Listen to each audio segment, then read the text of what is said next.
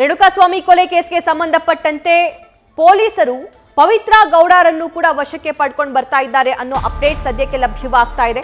ಪ್ರಕರಣಕ್ಕೆ ಸಂಬಂಧಪಟ್ಟಂತೆ ಪವಿತ್ರ ಗೌಡ ಅವರನ್ನು ಕೂಡ ವಶಕ್ಕೆ ಪಡೆಯಲಾಗಿದೆ. ಜೂನ್ 7ನೇ ತಾರೀಕು ರೇಣುಕಾಸ್ವಾಮಿ ಕಿಡ್ನಾಪ್ ಆಗಿತ್ತು. ಜೂನ್ 8ರಂದು ರೇಣುಕಾಸ್ವಾಮಿ ಮೇಲೆ ಹಲ್ಲೆ ಮತ್ತು ಕೊಲೆ ನಡೆಸಲಾಗಿತ್ತು. ಜೂನ್ 9ನೇ ತಾರೀಕಿನಂದು ರೇಣುಕಾಸ್ವಾಮಿಯ ಶವ ಸುಮ್ನಹಳ್ಳಿ ಬ್ರಿಡ್ಜ್ ಕೆಳಗಡೆ ಪತ್ತೆಯಾಗುತ್ತೆ. ಜೂನ್ 10ರಂದು ಅಂದ್ರೆ ನಿನ್ನೆ ದರ್ಶನ್ ಪಾತ್ರ ಇರೋದು ಪತ್ತೆಯಾಗುತ್ತೆ. ಜೂನ್ 11ರಂದು ದರ್ಶನ್ರನ್ನ ಅರೆಸ್ಟ್ ಮಾಡಿ ತಗೊಂಡು ಹೋಗಿದ್ದಾರೆ, ಪೊಲೀಸರು ಕರ್ಕೊಂಡು ಹೋಗಿದ್ದಾರೆ. ದರ್ಶನ್ ರವರ ಕುಲಂಕಷ ತನಿಖೆಯನ್ನು ಕೂಡ ನಡೆಸಬೇಕಾಗುತ್ತೆ.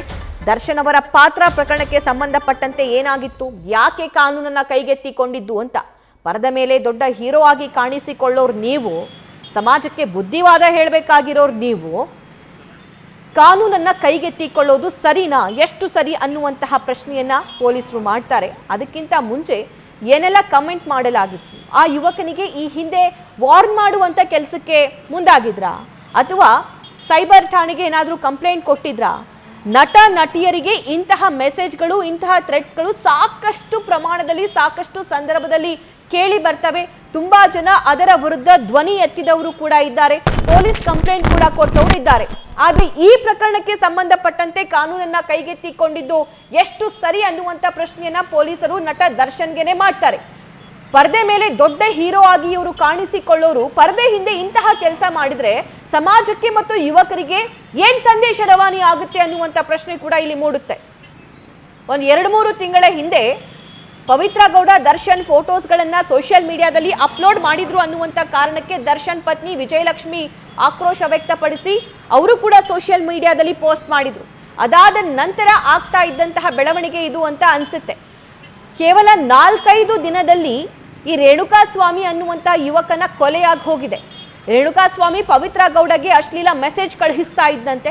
ಸೊ ಹಾಗಾಗಿ ಪವಿತ್ರ ಗೌಡ ದರ್ಶನ್ ಹತ್ರ ಈ ಬಗ್ಗೆ ಮಾಹಿತಿಯನ್ನ ಹಂಚಿಕೊಂಡಿದ್ದಾರೆ.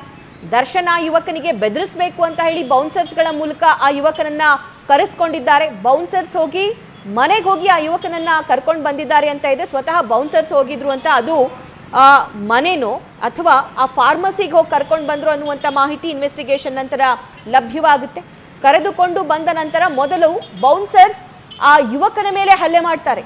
ಬೌನ್ಸರ್ಸ್ ಹಲ್ಲೆ ಮಾಡಿದ ನಂತರ ದರ್ಶನ್ ಅವರ ಎಂಟ್ರಿ ಆಗುತ್ತೆ. ದರ್ಶನ್ ಕೂಡ ಆ ಯುವಕನಿಗೆ ಕಪಾಳಕ್ಕೆ ಹೊಡಿತಾರೆ. ಅಷ್ಟರಲ್ಲೇ ಆ ಯುವಕನ ಪರಿಸ್ಥಿತಿ ನಿತ್ರಾಣಗೊಂಡಂತಾಗುತ್ತೆ, ಕೆಳಗಡೆ ಬೀಳ್ತಾನೆ. ಮರ್ಮಾಂಗ ತುಳಿತಾರಿ ಅಂತ ಕೂಡ ಅಲ್ಲಿ ಮಾಹಿತಿ ಪೊಲೀಸರಿಗೆ ಕೊಡಲಾಗಿದೆ, ಹೇಳಿಕೆಯನ್ನ ಕೊಡಲಾಗಿದೆ. ಸೊ ಅದಾದ ನಂತರ ಆ ಯುವಕ ಮೃತಪಡ್ತಾನೆ. ಅಟ್ಲೀಸ್ಟ್ ಭಯಗೊಂಡು ಅಥವಾ ಆ ಯುವಕ ನಿತ್ರಾಣಗೊಳ್ತಾ ಇದ್ದಂತೆ ಹಾಸ್ಪಿಟಲ್ಗೆ ಅಡ್ಮಿಟ್ ಮಾಡಿದ್ದಿದ್ರೆ ಒಂದು ಜೀವ ಆದರೂ ಉಳಿತಿತ್ತು, ಇವರಿಗೆ ಶಿಕ್ಷೆ ಆದರೂ ಕಮ್ಮಿ ಆಗ್ತಿತ್ತು. ಆದರೆ ಈ ಪ್ರಕರಣ ತುಂಬ ದೊಡ್ಡ ಹಂತಕ್ಕೆ ಹೋಗುತ್ತೆ ಅಂತ ಅನಿಸುತ್ತೆ. ಕೊಲೆ ಕೇಸ್ನಲ್ಲಿ ದರ್ಶನ್ ಸದ್ಯಕ್ಕೆ ತಗಲಾಕೊಂಡಿರೋದು, ಈ ಹಿಂದಿನ ಹಲವಾರು ವಿವಾದಗಳನ್ನ, ಹಲವಾರು ಪ್ರಕರಣಗಳನ್ನ ನಾವು ಗಮನಿಸೋದಾದ್ರೆ ಬೆದರಿಕೆ ಆಗಿರಬಹುದು ಅಥವಾ ಬೇರೆಯವರಿಗೆ ನಿಂದಿಸಿರೋದಾಗಿರಬಹುದು, ಮಾತನಾಡಿರೋದಾಗಿರಬಹುದು, ಹಲ್ಲೆ ಮಾಡಿರೋದಾಗಿರಬಹುದು, ಇಂತಹ ಕೇಸ್ಗಳಲ್ಲಿ ದರ್ಶನ್ ಅವರ ವಿರುದ್ಧ ಮಾತುಗಳು ಕೇಳಿ ಬರ್ತಾ ಇತ್ತು. ಆದರೆ ಈಗ ಈ ಒಂದು ವಿವಾದ ಇದೆಯಲ್ಲ, ಇದರಿಂದ ದರ್ಶನ್ ಹೇಗೆ ಪಾರಾಗ್ತಾರೆ, ದರ್ಶನ್ ಪಾತ್ರ ಇದರಲ್ಲಿ ಏನಿದೆ ಅನ್ನೋದು ಕೂಡ ಸಾಕಷ್ಟು ಪ್ರಮುಖವಾಗುತ್ತೆ. ಆ ಯುವಕ ಮೃತಪಟ್ಟಿತ್ತು ದರ್ಶನ್ ಹೊಡೆದಿರೋದ್ರಿಂದನಾ ಅಥವಾ ಅಲ್ಲಿ ಅಸಲಿಗಾಗಿದ್ದೇನು, ಪೊಲೀಸ್ ಇನ್ವೆಸ್ಟಿಗೇಷನ್ ಇಂದ ಮಾಹಿತಿ ಲಭ್ಯವಾಗುತ್ತೆ.